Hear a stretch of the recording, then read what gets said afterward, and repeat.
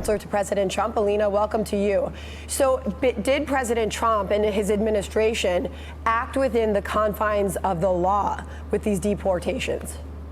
Absolutely. Under Article 2, the president is allowed to do this. Number one. Number two, let's not forget that the people that were on this, and I saw the clip earlier in your show with The View, again, hitting with the absolute garbage that they give their viewers, saying that, you know, they are going to come after you, they're illegals, and they just swipe clean people and take them on a plane. No, these are gang members. These are members that President Trump has delegated and said are terrorist organizations. Tren de Aragua is a terrible organization that has taunted and hit many Americans. Look at the Kaylin Riley. Look at what they're doing, Laken Riley. It's not okay. And what we've done is removed these individuals from our states. So then to have a federal judge come in and say, hey, I don't agree with the president of the United States with an executive order, it's unthinkable and it's ridiculous. So Judge James Boasberg is going to be holding a hearing on this 4 o'clock this afternoon in federal court. One of the petitioners to continue to allow this to happen is Michael Kozak. He is a career nonpartisan employee at the State Department. He's been there since the early 1970s. He said that all of this was a result of very delicate and intense negotiations with 2 countries. Here's what he wrote in part in the filing. He said these arrangements were the result of intensive and delicate negotiations between the United States and El Salvador and between the United States and representatives of the Maduro regime. The foreign policy of the United States would suffer harm if the removal of individuals associated with TDA were prevented. So he is making the argument that this is a national security, foreign policy issue and not an immigration issue. I think that Judge Boasberg seems to be looking at this as an immigration issue and not from the national security foreign policy standpoint. What do you say? Right. So when you bring a foreign national into this country illegally, and then we have to remove them, and we negotiate with foreign countries for their removal, and we make a deal with those countries, that is a policy issue that the State Department has purview to do. Let's not forget, again, going back to the executive order, the president ordered and mandated this, and the American people mandated this on November 5th. We were to remove these individuals that are hurting our citizens who came in here illegally, and they have to go to a separate country and get out of there. So, yes, it's a foreign policy issue. Border Patrol obviously deals with foreign countries. It's not that difficult. And the fact that we are having this kind of pushback is frankly just ridiculous. It's very simple. America doesn't want criminals in our country. You want to come into our country? You can, but you will do it the right way.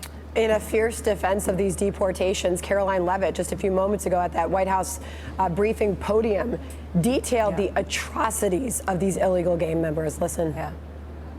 I would remind everybody in this room that Tren de Aragua is a foreign terrorist organization operating within the United States of America because the previous administration allowed them to invade our country. These are monsters who tortured, raped, and murdered a 12-year-old Jocelyn Nungre. They murdered 22-year-old nursing student Laken Riley. They led a multi-state sex trafficking operation involving smuggling women into the United States, holding them in stash houses in Louisiana, Florida, New Jersey, Texas, and Virginia, and forcing them into prostitution.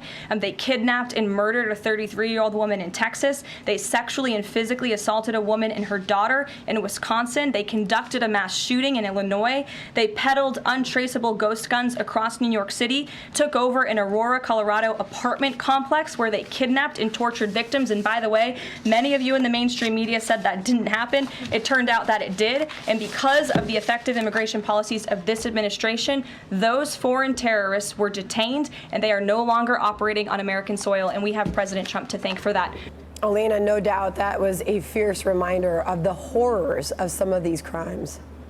Yeah, and actually one of my focuses of my portfolio is human extortion, human trafficking, and labor and cyber and finance extortion that has happened because of these individuals bringing minors, bringing women, bringing individuals over the border and then seeing them get tortured. And the facts that she mentioned, those are just public ones. I assure you what I've been briefed on is so severely disturbing that if America knew just 10% of it, they would be happy to have these individuals out. They are a danger to our society, and they have no business being in this country. So, Alina, this act was passed in 1798 when the United States was on the brink of war with France. It's been used 3 times since. once during the War of 1812, again in World War I, and then World War II, where it was used to justify the internment of about 120,000 people of Japanese descent in the United States, which became a dark moment in this country's history, for which the U.S. apologized and paid reparations. But are you confident that in this particular application of the law, it will stand the test of time? I am. And if you need to call it a war, let's call it a war on fentanyl crisis. Let's call it a war on sex trafficking. Let's call it a war against the individuals that have been murdered, that have been violently raped, that have been hurt so violently by these animals, and they are animals. These people, as Caroline astutely said, we can name every single gang that they're affiliated with. We know if they were not affiliated, why they were on that plane, because they came in illegally. She went through it. She gave everybody a breakdown. We know what we're doing, and we're doing it. We're doing it well. And that's why America is safer. That's why our border is safer. And that's why we're going to get fentanyl crisis, along with tariffs and everything else that we're doing to get that out of our country, all back together. Because this country, what happened the last 4 years, it's despicable. We have a lot of work to do, and having rogue judges try and stop America and the president from doing the job that he was elected to do is silliness and has to stop. All right, Alina, thank you so much for joining us. Thanks, Alina. Good to see you. Good to see you. Hey, Sean Hannity here. Hey, click here to subscribe to Fox News YouTube page and catch our hottest interviews and most compelling analysis. You will not get it anywhere else.